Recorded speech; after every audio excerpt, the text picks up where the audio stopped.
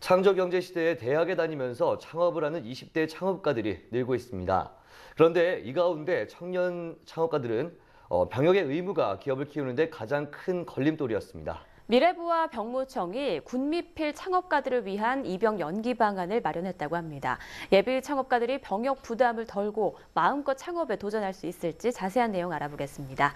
미래창조과학부 창조경제진흥과 홍성환 과장 스튜디오에 나와 계십니다. 과장님 안녕하십니까? 안녕하세요. 네, 창업을 준비하는 20대 남성 창업가들에게 정말 큰 호응을 얻을 수 있는 그런 소식인 것 같은데요. 그러니까 이번에 준비된 것이 군미필 청년 창업가를 위한 경영 연속성 지원 방안이죠? 네, 맞습니다. 네, 간단하게 좀 설명을 해주시겠까요?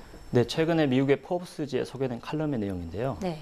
그 나이가 좀 있고 경험이 많은 그 창업가 같은 경우에는 그 안타나 홈런을 칠 수 있다. 그러나 말루 홈런을 칠 수 있는 사람들은 젊은 20대 청년 창업가들이다.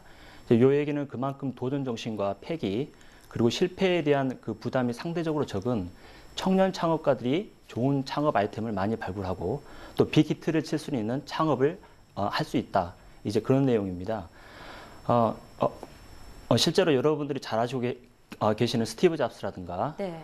그다음에 마크 주커버그, 그다음에 빌 게이츠 이런 분들이 다 20살과 21살 때 창업을 한 사람들입니다.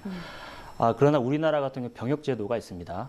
그래서 특히 이제 남자 청년 창업가들 같은 경우에는 군대 문제 때문에 군대를 다녀와서 창업을 하겠다라고 창업을 미루거나 또는 이미 창업을 한 경우에는 그 학업의 뜻이 없음에도 불구하고 석박사 과정 즉 대학원에 진학을 해서 군대에 가는 것을 연기하는 사례가 상당히 많습니다. 네. 따라서 그동안 벤처업계에서 군미필 청년 창업가들에 대해서 그 경영 연소성을 보장할 수 있는 방안을 마련해야 된다는 의견이 있었고요. 그래서 이번에 미래부와 병무청이 관련 방안을 마련하게 된 것입니다. 네, 군미필 창업자 중에 90%에 가까운 분들이 이번 제도가 실행이 될 경우에 나는 참여를 하겠다 네. 이런 의사를 밝혔다고 하는데요. 입영 연기 자격 요건과 선정 기준은 어떻게 되나요? 네, 자격 요건에 대해서는 저희들이 상당히 신중하게 저희들이 결정을 했는데요. 첫 번째는 그 병역 문제에 대해서 청년 창업가라 해서 지나치게 많은 혜택을 줘서는 안 되겠다. 네. 그 다음에는 이 제도를 악용해서 다른 사유를 가지고 입대를 연기하는 사례가 발생해서는 안 되겠다. 그래서 크게 이러한 그 두 가지 관점에서 저희들이 그 자격 요건을 정했습니다. 그래서 크게 이제 세 가지인데요. 첫 번째는 벤처기업 특별법에 따라서 벤처 확인을 받은 창업가. 그 다음에 실제 창업은 하지 않았지만 예비 벤처로서 확인을 받은 자.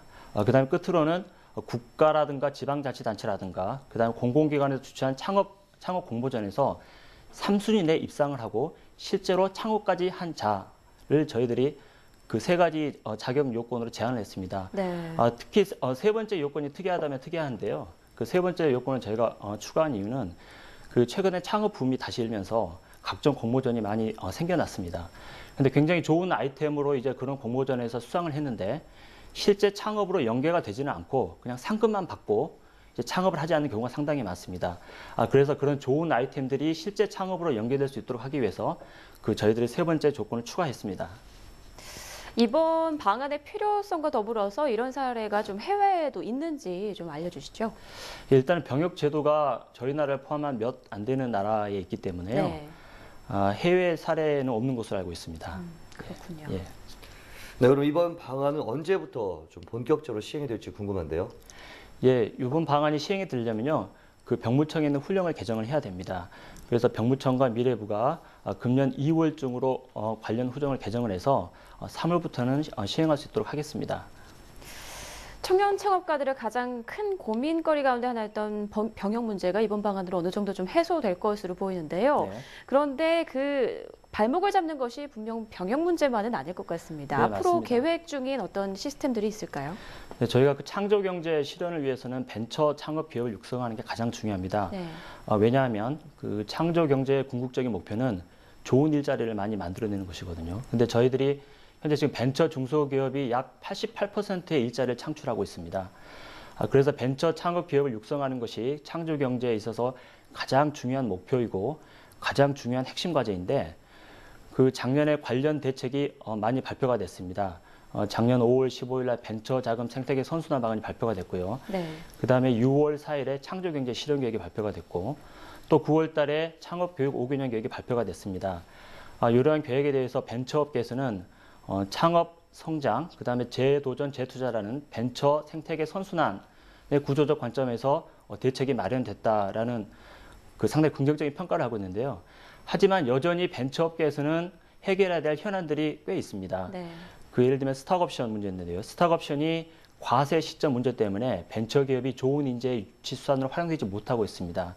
그다음에 청년 창업가들이 창업할 때 연대 보증을 세우는 문제, 이런 문제 때문에 창업하는 것 자체를 두려워하는 그런 문제가 있습니다.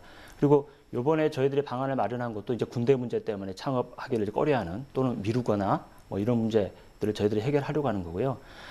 어쨌든 저희가 이런 부분에 대해서 벤처업계에서 애로사항, 그동안에 오랫동안 개선되지 않았던 핵심 현안들에 대해서 민간과 같이 저희들이 그 의견 수렴을 통해서 하나씩 관계부처 협업을 통해서 개선할 방침입니다. 네, 뭐 전반적인 정책은 좀 잘 마련돼 가는 중이지만 좀 세부적인 것에 있어서 조금 더 개선돼야 할 부분이 많은 것 같네요. 네. 네, 앞으로 이 청년 창업가들이 많이 양산돼서 창조 경제를 이끌어가는 동력이 되길 한번 기대해 보도록 하겠습니다.